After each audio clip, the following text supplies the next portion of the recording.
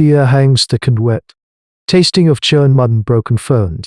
Tail, a young son of the Sky-Tooth clan, moves low along the treacherous cliffside ledge, his knuckles scraping against damp limestone. The great storm that tore the night apart is past, leaving a world washed clean and brutal. Below, the river delta is a swollen, brown serpent, its surface littered with the corpses of trees. This is the time for scavenging, for finding the river's unfortunate gifts before the scavengers of the air and earth claim them. His clan, a small family of Australopithecus, watches from the mouth of their cave high above, their dark eyes tracking his small, hunched form. Every venture from the safety of the cliff is a gamble against the great beasts that define their prehistoric life. He finds a near collapsed rockfall. The mother, a great Pteranodon, is a broken heap of leather wings and shattered bone, her long, crested head bent at an impossible angle. The clan fears these creatures, the sky-minus screamers that sometimes snatch fish from their nets or, as the elder stories warn, take an attended young. But Kale sees only a casualty of the storm's fury. He is about to move on when a faint, reedy chirp cuts through the hiss of the wind, hidden beneath a splintered wing. A hatchling shivers. It is impossibly small, its wing bent and bloody, its body covered not in scales, but in a strange, downy coat of hair like sinew fibers. It stares at him with an eye of polished jet, a bead of pure, terrified life in a world of death. Clan law is simple: leave the monsters to their fate. An injured predator is a trap. A young one is a promise of a larger, angrier parent. But the mother is dead, and this creature's cries are not the shrieks of a demon, but the pleas of an orphan. This is the hard choice. Kale looks back up the cliff face, at the distant figures of his family. He sees their fear, a rational terror honed over generations of being prey. Then he looks at the trembling creature, a flicker of something else, not reason, not tradition, but an instinct deeper and more puzzling stirs within him. He can leave it to the compies that will surely swarm it soon, or to starvation, where he can defy everything he has been taught. With a final glance at the delta below, where the immense, sail-like dorsal fin of a Spinosaurus cuts a lazy, ominous path through the murky water, he makes his decision. The great god of the river is the true monster, the tyrant of their world of dinosaurs. This small thing is just alone. Carefully, Kale wraps the hatchling in large, waxy leaves. Muffling its frightened chirps, he finds a small, hidden fissure in the rock, a secret place he uses to store interesting stones and bones, and gently places the bundle inside. He will bring it fish. He will tend its wing. He does not know why. He only knows that in a world governed by teeth and claws, this one act of quiet rebellion feels like his own. It is a secret kept not only from his clan, but from the brutal logic of this ancient earth itself, which bleed into moans. The secret in the fissure grows. Kale names it Sky-Screech. For the piercing cry it now makes a sound that sharpens the air. Its wing heals, scarred but functional, and its appetite becomes ferocious. Kale spends his days dangerously far from the clan's sight, catching fish and lizards, his own belly often rumbling so that Sky-Screech-esque can be full. He learns its mood, the twitch of its crest, the meaning behind its different calls. This is a new chapter in hominid history. Though Kale knows only the instinct driving him, he is not taming a beast. He is learning a new language, one spoken in screeches and glances, a form of communication between two of the world's most unlikely prehistoric animals. The bond is no longer just about altruism. It is a complex, two-way current of understanding. The secret is shattered by a scream, not from Sky-Screech, but from Kale's younger sister, Nora. She follows him one morning, curious about his long absences, and stumbles upon the feeding. She sees not a companion, but a winged devil with a fish dangling from its toothy beak. Her terror brings the clan's hunters running, their spears tipped with sharpened horn the height of their osteodontocratic technology. They see the creature, now nearly as tall as Kale, with its impressive wingspan, and their faces harden with the ancient fear of things that descend from above. The elder, Beowulf, points a trembling spear. The law is clear. This is an abomination, a predator brought into the heart of their home. It must be killed. Kale throws himself in front of Screech, his arms spread wide. He pleads, his words clumsy and desperate, trying to explain that the creature is not a threat. Beowulf and the others see only a boy bewitched, a dangerous sentimentality that will get them all killed. As they advance, a sharp, rattling cry erupts from Screech. It isn't a cry of aggression, it is an alarm.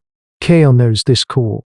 It's the one Screech makes when it spots snakes slithering in the rocks below. He turns, following the Pteranodon's gaze, not towards the hunters, but down the narrow path leading to the lower foraging grounds. The hunters pause, confused. Then they see it. A pack of Utauraptors, silent and lethal, using the commotion as cover to flank the cliff entrance. They are caught between the raptors below and the perceived monster before them.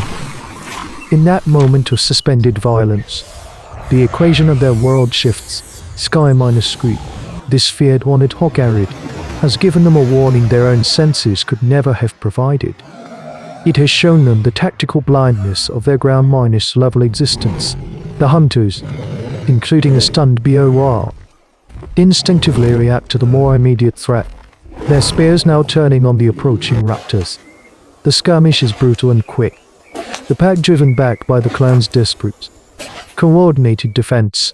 When the dust settles, 2 hunters are wounded, but the clan is safe. They look from the retreating dinosaurs to the Pteranodon, which remains perched calmly by Kale's side. The fear has not vanished, but it is now joined by a startling, profound realization. The sky, which has always been a source of terror, might now hold an ally. The clan's hard -1 equilibrium is shattered, not by a threat, but by an impossible opportunity, a pivotal moment in the slow, arduous saga of human evolution. The hunger is a hollow ache in their bellies. The great Spinosaurus has laid claim to their world. For days. Its immense, sail-backed form has patrolled the riverbank at the base of their cliff, a living wall of teeth and reptilian patience. It is a master of its domain, a superlative Parseval, but its opportunism is a death sentence for the clan. They are trapped, their fishing grounds denied, their escape route blocked. The children's cries are weaker now. Beowulf, the elder, looks at Kale, his eyes no longer holding suspicion, but a desperate, terrifying hope. The clan's collective survival skills are useless against such a foe. They cannot fight it, they can only outwit it. And their only tool for that is the one they nearly destroyed. The plan is born in the flickering firelight of the cave, a strategy that feels like madness. It is a testament to how far they have come, from fearing the sky to banking their existence upon it. Screech, perched near Kale, watches the gesturing hominids with an unblinking eye, using gestures and marks in the dirt. Kale communicates what he has seen through Screech as flight smiles downriver. A large Stegosaurus has become mired in a mudflat, bellowing in distress. It is a feast waiting to happen, a lure for the god of the river. The hard choice is this: Kale and Screech must descend to the river's edge and personally draw the Spinosaurus' attention, guiding the apex predator away from their home and towards the distant meal. It is a direct confrontation, a dance with the most dangerous of dinosaurs. At dawn, the operation begins. The clan watches from the cliff's edge, silent statues of fear and hope. Kale moves along the waterline, while Screech circles high above. Kale hurls rocks into the water, shouting, making himself an irritating presence. The great sail-midas back turns its long, crocodile-like snout toward him, its yellow eyes cold and ancient. It begins to move, the earth trembling with its mass, just as it lunges. Screech dive. The Pteranodon unleashes a series of piercing shrieks, skimming the water's surface just ahead of the predator's snapping jaws. a flicker of life against a mountain of death. The Spinosaurus, its simple brain torn between the immediate nuisance and the flying distraction, changes course. The chase is a terrifying spectacle of this prehistoric world. Sky-Screech leads. Chaos scrambles along the bank, and the saurian behemoth follows, churning the river into a brown froth. It is a battle of intelligence against instinct, of symbiosis against solitary power. From their vantage point, the clan sees the drama unfold, a living story that would become the core of their hominid history. They watch as Sky-Screech, with a final, daring fly-by, meets the predator around a bend and out of sight. They wait, breath held, until the earth shaking footsteps fade. The path is clear. The river is theirs again. Kale returns, not as a boy with a strange pet, but as the architect of their salvation. He and Sky-Screech stand together, boy and beast, proof that the first true tools of early humans were not made of stone, but of empathy and impossible courage. The Sky-Tooth clan survived that season, and the seasons that followed. The story of the boy and the Sky-Screamer became legend, a foundational narrative etched into the memory of their descendants. It was a lesson learned not in aggression, but in alliance. This singular act of expressing empathy was more revolutionary than the sharpest flint axe. It was the moment a lineage of prey looked to the sky and saw not just a threat, but a perspective. It was the conceptual dawn of strategy, the understanding that one's own senses are not the only ones available, that the world can be mapped and understood from angles previously unimaginable. This small clan of Australopithecus on a cliffside, overshadowed by titanic reptiles, had stumbled upon the key to the future ascent of all human ancestors. They proved that the path for Homo sapiens to inherit the earth would not be paved by dominating nature, but by having the audacity to understand it, and even to befriend its most alien elements. Their struggle poses a silent question that echoes through the millennia. Have we, in our own concrete canyons, forgotten that our greatest strength was never in the fist, but in the outstretched hand offered to the unknown? In the shadow of giants, the future was not forged in fire, but whispered on the wind. But in the frozen north, the earth itself begins to crack.